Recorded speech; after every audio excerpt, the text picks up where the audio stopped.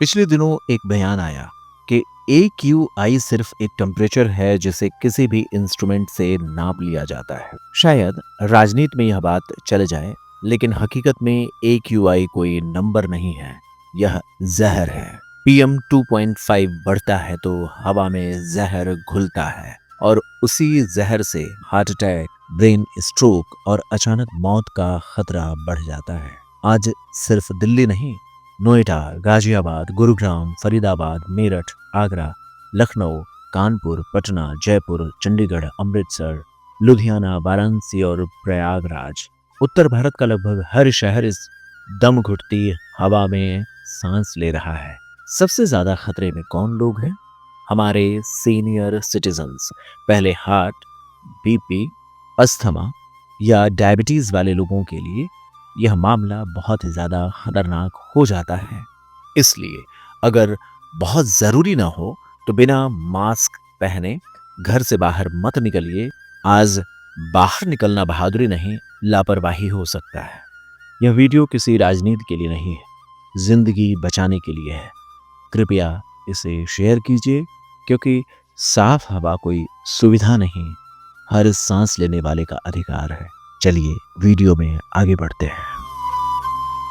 Sir, हमें आजकल देखने को मिल रहा है कि स्मोग और फॉग से मिलकर जो ये स्मॉग बनता है, इसकी वजह से एयर क्वालिटी बहुत ज़्यादा गिर गई है। तो क्या इसका कोई रिलेशन है हार्ट अटैक से? ठंडक के समय पॉल्यूटेंट्स जो गर्मियों में डिफ्यूज हो जाते थे, हमारी बॉडी की अपनी एक डिफेंस मैकेनिज्म है। डिफेंस मैकेनिज्म कैसे है? जो PM 2.5 का आतंक है वो बहुत ज़बरदस्त है। हमारे इंडस्ट्रीज या घरों से निकलने वाले जो धुएं हैं, इनके पार्टिकल्स फॉग की वजह से बाहर उड़ नहीं पाते हैं। तो बनाते क्या हैं? सर, हमें आजकल देखने को मिल रहा है कि स्मोग और फॉग से मिलकर जो ये स्मॉग बनता है, इसकी वजह से एयर क्वालिटी बहुत ज़्यादा गिर गई है। पार्टिकल्स जैसे PM 2.5 बहुत ज़्यादा बढ़ गया है और उसकी वजह से हमारे AQI क्वालिटी बहुत ज़्यादा बढ़ गई है।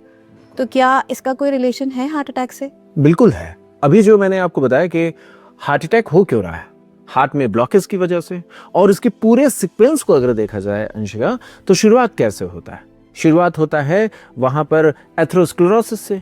एथेरोस्क्लेरोसिस की जो प्रोसेस होती है उसमें मैंने आपसे कहा प्लेटलेट्स जाकर के जमा होते हैं। जब ये एथेरोस्क्लेरोसिस और प्लेटलेट्स जमा होते हैं ना, तो वहां पर एक तरीके से बॉडी के ब्लड वेसल्स में उत्पात शुरू हो जाता है, एक तरीके का फाइट शुरू होता है।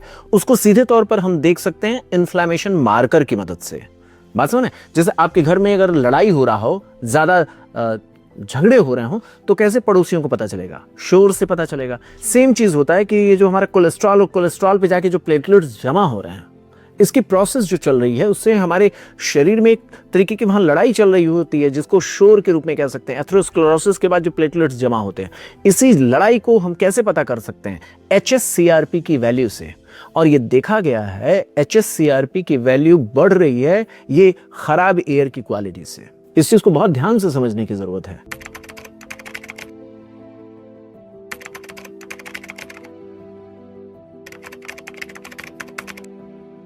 जो ठंडक के समय पॉल्यूटेंट्स जो गर्मियों में डिफ्यूज हो जाते थे, गर्मी में क्या होता है? तेज हवाएं चलती हैं, एनवायरनमेंट में कोई फॉग जैसा मामला नहीं होता है। जाड़े में क्या होता है? ये जो गाड़ियों से निकलने वाले धुएं हैं, हमारे इंडस्ट्रीज या घरों से निकलने वाले जो धुएं हैं, इनके पार्टिकल्स फॉग की वजह से बाहर उड़ नहीं पाते हैं। तो बनाते क्या हैं? स्मोक और फॉग मिलकर के स्मॉग बना लेते हैं। और इसमें ध्यान से समझने की जरूरत है कि हमारी बॉडी की अपनी एक डिफेंस मैकेनिज्म है। डिफेंस मैकेनिज्म कैसे है? ये जो हमारे नाक के भीतर जो रास्ते हैं ना, ये टेढ़े मेढ़े हैं, टेढ़े मेढ़े हैं। तो इसके कारण होता क्या है? नाक के रास्ते में टेढ़े मेढ़े रास्ते से, और इसके अलावा यहाँ छोटे छोटे हेयर्स के आप देखेंगे, और इसके अलावा म्यूकस भी रिलीज होता है। उसका सीधा मकसद होता है कि जो कोई भी ऐसे हार्मफुल पार्टिकल्स हमारे ब्रीदिंग के साथ जाएं, उनको रोक लिया जाए। लेकिन जैसे जैसे पार्टिकल्स छोटा होने लगता है ना, तो उनके बॉडी के भीतर तक जाने के चांसेस बहुत ज्यादा बढ़ जाते हैं। इस चीज को बहुत ध्यान से समझने की जरूरत है। PM जो पार्टिकुलेट मैटर है ना, इनके नंबर्स दिए गए हैं। जैसे PM 10 मीन्स बड़े साइज का पार्टिकल, PM 2.5 मतलब और ज्यादा छोटे साइज का पार्टिकल। अगर PM 10 का पार्टिकल है तो बहुत संभावना है वो हमारे नाक में रोक दिया जाएगा। अगर ब्रीदिंग के थ्रू जाएगा तो ये हमारे ट्रैकिया में ट्रैप कर लिया जाएगा, चूंकि वहाँ पर म्यूकस रिलीज होते हैं, वहाँ पे सिलेरी फाइबर्स होते हैं, वो PM10 के पार्टिकल्स को वहाँ पर रोक लेंगे। लेकिन अगर PM2.5 का पार्टिकल है तो वो नीचे चला जाएगा, लंग्स तक पहुंच जाएगा, और लंग्स में एक्सचेंज करने के लिए जो ब्लड वेसल्स होती हैं, यहाँ तक कि जो हमारे बैरियर्स इतना छोटा है कि वो कहीं रुक ही नहीं सकता है, वो सीधे क्रॉस करके ब्लड वेसल्स में पहुंच जाता है। इसलिए PM2.5 का अगर पार्टिकल हवा में ज्यादा है तो आप कल्पना करिए कि वो नाक में रुकेगा नहीं, हमारे रेस्पिरेटरी ट्रैक में नहीं रुकेगा, वो हमारे लंग्स में नहीं रुकेगा, वो जा करके पहुंचेगा कहाँ? ब्लड वेसल्स में। और ब्लड वेसल्स में जब वो पहुंचता है तो वो एक हार्मफुल पार्टिकल है। वो जहाँ कहीं भी हमारे बॉडी में इस तरीके के इन्फ्लेमेटरी जो घटनाएं हो रही हैं, वहाँ जाकर के डिपॉजिट हो जाते हैं। वो चलते चलते ना ऐसे जगहों पर जहाँ मैंने आपसे कहा एथेरोस्क्लेरोसिस और प्लेटलेट्स जा करके जहाँ डिपॉजिट हो, उन जगहों से गुजरता है ना, तो एक तरीके से कैटलिस्ट का काम करता है PM2.5। इसके कारण जो कोआगुलेशन कैस्केड है, जिस पर प्लेटलेट्स और ज़्यादा इकट्ठे होने की संभावना है, वो तेज़ी से बढ़ रही हैं। इवन में ये इसका बहुत बड़ा साइंटिफिक फैक्ट है कि जो PM2.5 का पार्टिकल है ना, वो हमारे ये रेस्पिरेटरी ट्रैक से नीचे जाते हुए, लंग से आगे बढ़ते हुए, हमारे ब्लड वेसल्स से जाते हुए जगह जगह पर क्लॉट बना रहा है। इतना ही नहीं, एक और रास्ता इसका, इतना पतला एक पार्टिकल है PM2.5, बहुत आप लोग अखबार में सुनते होंगे इसके नाम को। ये PM2.5 का जो पार्टिकल है, ये हमारे नेजल म्यूकोसा के ही ऊपर जो ब्लड वेसल्स चल रही होती हैं, उसमें सीधे पहुंच जाता है। ये इतना बदमाश पार्टिकल है, इतना छोटे साइज का है कि इसको कोई बैरियर नहीं रोक सकता है। ये नाक के आसपास जो ब्लड वेसल्स उसमें भी सीधे पहुंच जाता है, और वहां से ब्लड सप्लाई से जो यहाँ जा रही होती है ना, उसी रास्ते से ये ब्रेन में पहुंच जाता है। सामान्य तौर पर ब्रेन किसी भी हार्मफुल चीज को लेने से पहले रोकता है, लेकिन मैंने कहा PM2.5 अगेन इतना छोटा है कि हमारा ब्लड ब्रेन बैरियर भी इसको पहचान नहीं पाता है। इतना छोटा साइज है, तो ये घुस जाता है हमारे ब्रेन के भीतर, वहां इन्फ्लेमेशन कराता है, वहां न्यूरॉन्स को डैमेज करता है। इतना ही नहीं, ब्रेन के ब्लड वेसल्स में भी जब घूम रहा हो ना, तो उस समय जो मैंने आपसे कहा ना कि वहां पर भी तो क्लॉट बनने के रिस्क रहते हैं, और जब ये PM2.5 का पार्टिकल पहुंचता है तो वहां पर उस चीज को और कैटलाइज कर देता है, तो ब्रेन में भी क्लॉट बनने के रिस्क सुबह सुबह ज्यादा होते हैं। तो आप इस तरीके से कह सकते हैं कि जो PM2.5 का आतंक है वो बहुत जबरदस्त है, वो मेनली अपने साइज की वजह से है। और इससे बचने का तरीका क्या है?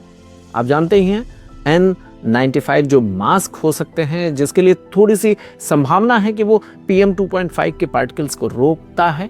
इसके अलावा जब जरूरत ना हो तो जो हमारे सीनियर सिटीजन्स हैं वो बाहर पार्क में या ऐसे खराब जगहों से ना गुजरें जहां पर PM2.5 का पार्टिकल होगा। सुनने में लगता है कि करेगा क्या, लेकिन आपको नहीं पता है, जब मास लेवल पर इसके रिसर्च किए जाते हैं तो इसका असर पड़ता है, जो इसके कॉन्सिक्वेंसेस मिलते हैं बड़े पॉपुलेशन में, वो ये देखा गया है कि यह भी एक रिस्क फैक्टर है जो हार्ट अटैक के मामले दिल्ली या इस तरीके के जो दूसरे शहर जहां PM2.5 पार्टिकल्स जिनके नंबर्स बढ़े हुए हैं, एयर क्वालिटी इंडेक्स खराब है, और इस समय तो नॉर्थ इंडिया के लगभग हर शहर की एयर क्वालिटी इंडेक्स गड़बड़ आ रही है, तो वहां पर हार्ट अटैक का रिस्क का एसोसिएशन इस PM2.5 के पार्टिकल्स के साथ है। मैंने आपसे कहा ना, PM10 मतलब बड़े साइज का पार्टिकल जैसे जैसे छोटा होता जाता है वो ब्लड में डिसॉल्व होकर के कहीं पे भी शिफ्ट करने का रिस्क रखता है, और ये जहरीला पार्टिकल बॉडी में तमाम तरीके के मतलब किसी सेल्स को मारने की क्षमता रखता है, हार्मफुल जो क्लॉट बनने की प्रोसेस है उसको एक्सेलरेट करने की क्षमता रखता है। इस वजह से ये इतना खतरनाक है।